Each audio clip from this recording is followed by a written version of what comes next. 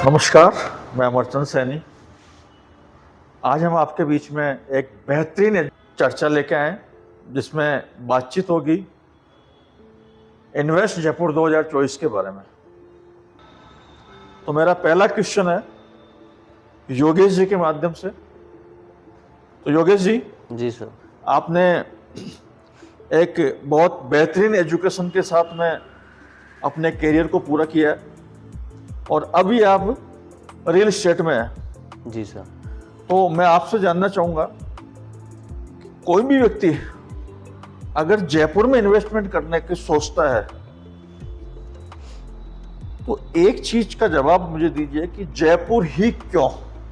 जी sir, बड़ा ही interesting question है आपका। पूरे भारतवर्ष में हम बात करें तो एमएमआर और एनसीआर को हम एक बार साइड में रख दें क्योंकि वो तो एग्लोमरेशन हो चुके हैं। तो आज उत्तर भारत में जयपुर शहर स्वर्गनुमा है। चारों दिशाओं से ये कनेक्टेड हैं।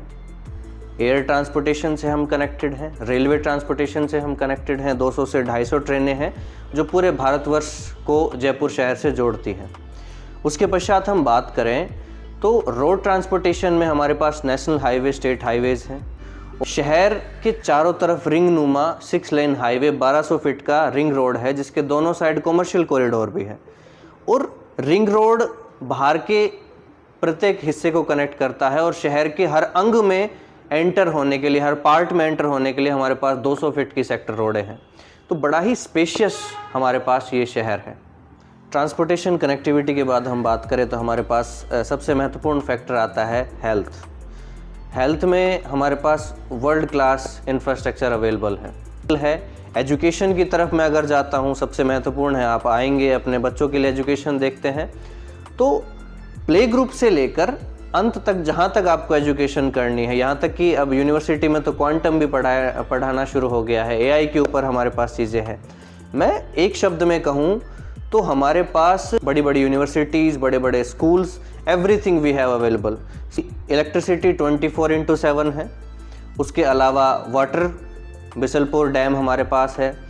और लाइफस्टाइल की बात करूँ तो हमारे पास बड़े बड़े पार्क हैं और हमने एयर क्वालिटी इंडेक्स को एनसीआर से बेहतर रखने के लिए ग्रीन बेल्ट विकसित कर रखी हैं। दिल्ली रोड पर, सीकर रोड पे हमारी ग्रीन बेल्ट्स अवेलेबल हैं।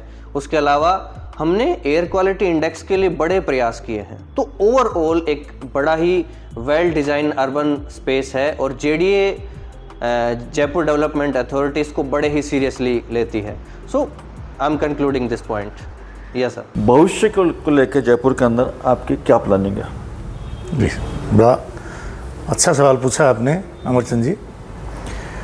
हमारी कंपनी ने लगभग 10 प्रोजेक्ट अभी तक रेडी कर दिए हैं जी, जिनका हमें बहुत अच्छा रिस्पांस मिला है। हम 2024 में 8 से 10 नए प्रोजेक्ट ला रहे हैं जी। और हमारे जो भी प्रोजेक्ट हैं सब जेडीए अप्रूव्ड और रेरा से रजिस्टर्ड होते हैं जी। और पूरा प्लान के साथ किया जाता है जिसमें हमें सेक्टर रोडों का भी ध्यान रखना होता है और कनेक्टिविटी का भी ध्यान होता है।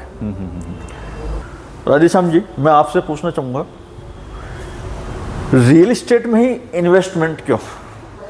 आज हम देखते हैं कि निवेशक के काफ़ी सारे रास्ते होते हैं, जैसे कि कोई गोल्ड में निवेश कर रहा है, कोई शेयर मार्केट में निवेश कर रहा है।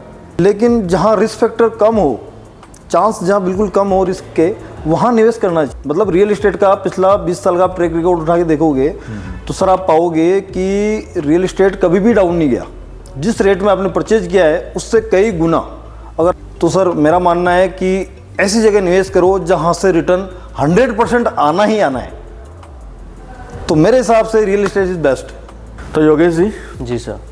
अभी हमने जो चर्चा की, अब उस चर्चा को समापन की ओर आपको लेके जाना, लेकिन उससे पहले एक अंतिम क्वेश्चन मैं आपसे करूंगा। जी सर। कि एक जो एंड यूजर होता है उसको, और एक जो इन्वेस्टर होता है, निवेशक, उसको किन किन बातों का ध्यान रखना चाहिए, वो आपके माध्यम से हमारे व्यूअर्स को बताएं। जी सर। तो व्यूअर्स को मैं बताना चाहूँगा कि किन किन बातों का ध्यान रखा जाए जब आप एक प्रॉपर्टी लेने जाते हैं। तो सबसे पहली बात तो रहती है सिक्योर्ड। सिक्योर्ड आपकी प्रोसेस भी होनी चाहिए जब आप प्रॉपर्टी लेने जाते हैं, और सिक्योर्ड आपकी प्रॉपर्टी भी होनी चाहिए। तो जयपुर में जेडी अप्रूव्ड हो, रेरा रजिस्टर्ड हो। साथ ही साथ अगर गेटेड टाउनशिप का जो कंसेप्ट यहाँ पर चल रहा है, एक सस्टेनेबल सिटी, एक स्मार्ट सिटी को हम क्रिएट कर रहे हैं, तो उसमें हमें ध्यान रखना है एक निवेशक के रूप में कि डेवलपिंग एरियाज़ में जहाँ पर सेक्टर रोड आने वाले हैं या फिर जेडी की वर्किंग हो रही है, और ये बताएगा कौन कि आप किसी ऑथराइज्ड कंपनी से, किसी बेहतर प्लेटफॉर्म से प्रॉपर्टी प्रोवाइड कीजिए, तो निवेशक को वो बेहतर सजेस्ट करेंगे। और दूसरा हम बात करें एक एंड यूज़र को, तो एंड यूज़र को इन चीज़ों का ध्यान रखना चाहिए कि एक एनवायरनमेंट भी सिक्योर्ड हो